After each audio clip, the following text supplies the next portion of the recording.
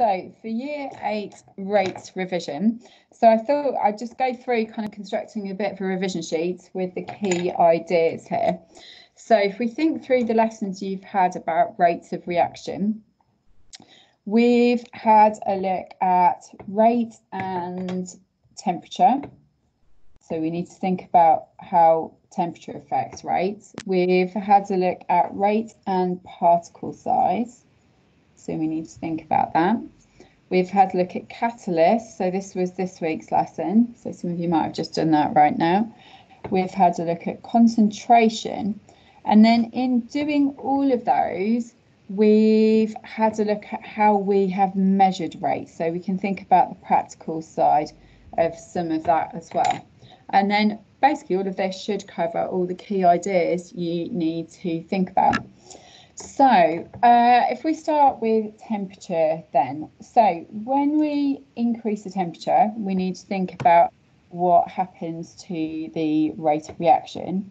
So through what we were looking at, found that increasing temperature, I'm just going to put T for temperature, gives us an increased rate. So if we want something to go faster, we're going to heat it up. So we need to think in terms of particles then, what that is going to achieve. So if we increase the temperature of something, what happens is that the particles then all have more energy. So we've given them some heat energy. And if they've got more energy, just like if we give, I don't know, loads of primary school kids some more energy in the form of sugar, say, their particles are going to move faster. So our kids would be then running around faster. And if things are moving around faster, they're going to bump into each other more often. So the particles collide more often. And we can't have a reaction if we don't have particles colliding. So increasing rate is all about increasing the frequency of the collisions, increasing how often they collide. But also, when they collide, they need to collide in a sufficiently energetic way to bump into each other hard enough that that collision will actually result in a reaction. So if we've given our particles more energy, then they're going to collide more energetically. And so we're going to have more collisions that have enough energy to react. So we can say more collisions have enough energy to result in a reaction. So we've got more collisions and more collisions that have enough energy to result in a reaction. So we have a faster rate of reaction. So that's what happens when we increase the temperature. So particle size. When we talk about particle size and increasing the rate, we usually talk about decreasing our particle size. And if we decrease our particle size, what that achieves, so decreasing particle size, gives us an increased surface area. So you looked at marble chips, so a piece of calcium carbonate, a lump of calcium carbonate, and it's got a certain surface to it. So say we've got our block of marble chip there.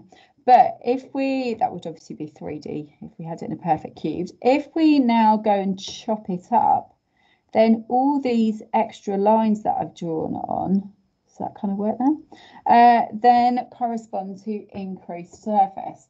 So by chopping our big chip into lots of smaller chips, we've increased the surface area.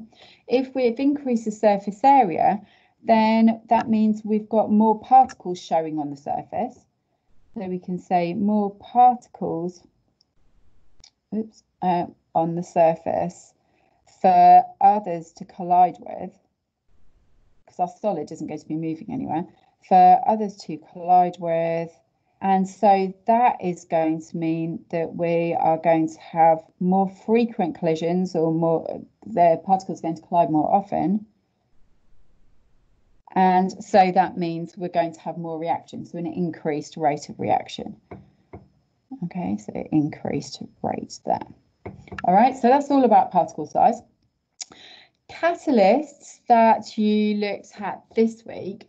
So these are extra things that you put into a reaction and they increase the rate. And what we found was that the things that were behaving as catalysts increased the rate of reaction, but you could get them back out again at the end unchanged. So we say they are recovered unchanged at the end of the reaction. Okay, so you could filter to get solid particles back out and so on.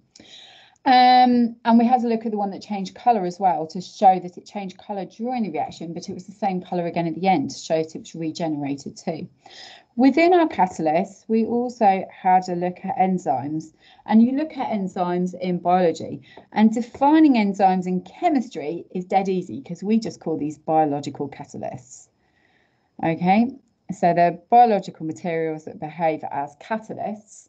And the different thing to other catalysts about enzymes is that they stop working above 40 degrees. So because these were living things, if you go above 40 degrees, you're going to kill them. The technical term is denatured. So we say they are denatured above 40 degrees C.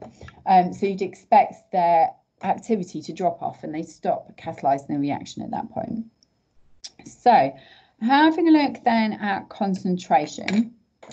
So when you had a look at concentration, this was the video of the iodine clock experiment. And what we will have found is that increasing concentration, conc for short, gives us an increased rate. Okay. Now, you learned about concentration and you found that something that was more concentrated had more particles in the same volume.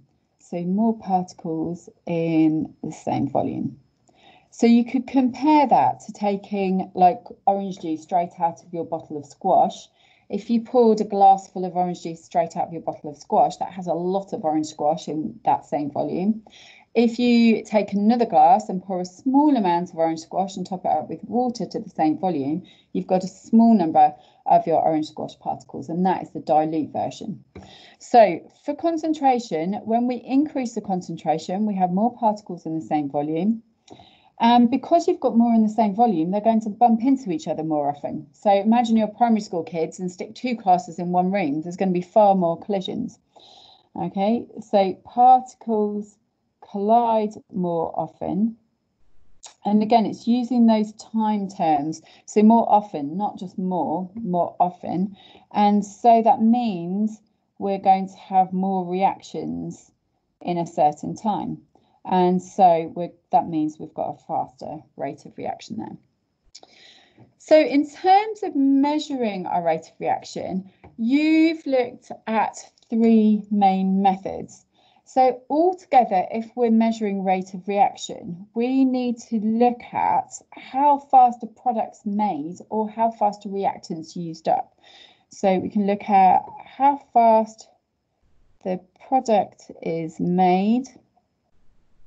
I was meaning to do this all in different colours. I've just carried on my green. It's quite a nice pen. Or we can look at how fast a reactant is used up there.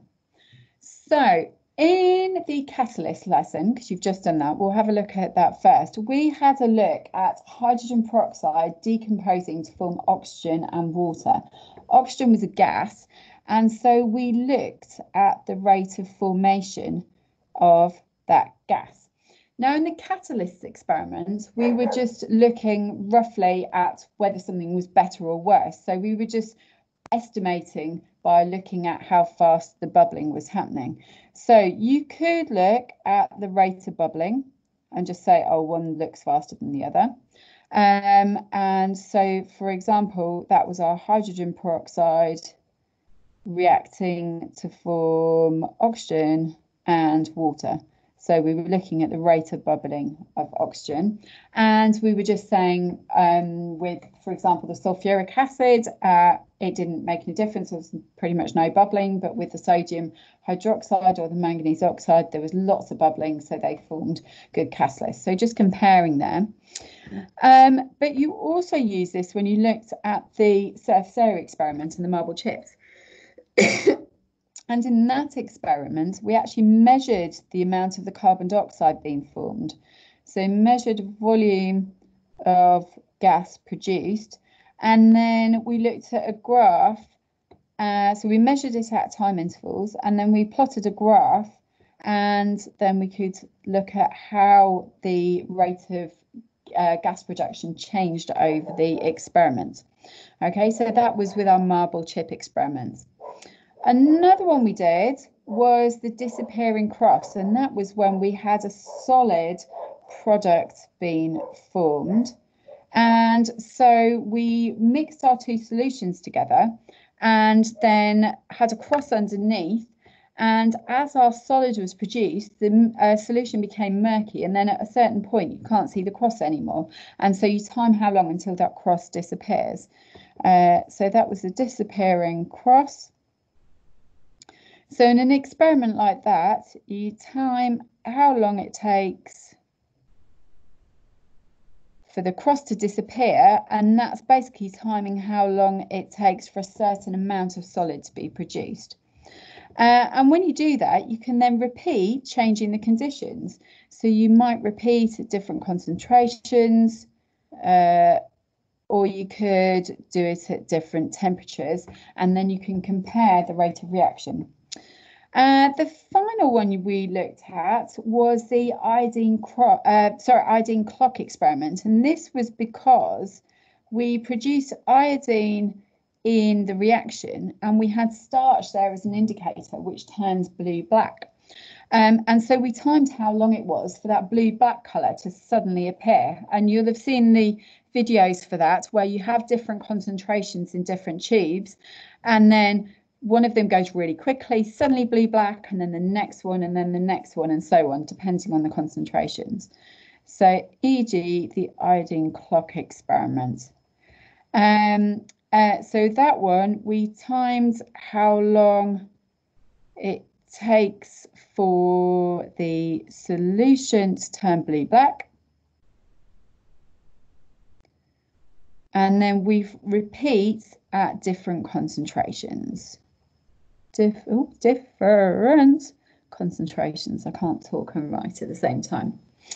Okay, so all of these bits and pieces on the sheet, essentially all the key points then of the topic that you've looked at. So you might like to write yourself a revision sheet out a bit like this. You might like to add your diagram. You could put in a diagram, for example, of the gas collection. I'll do a really terrible one here. Oops. So where you go and collect over water, that's supposed to be a trough and some water, and you would have your upside down measuring cylinder so you could read off the gas volumes over time. So you might want to draw some pictures of the particles and so on, but those are all the key points that you will need.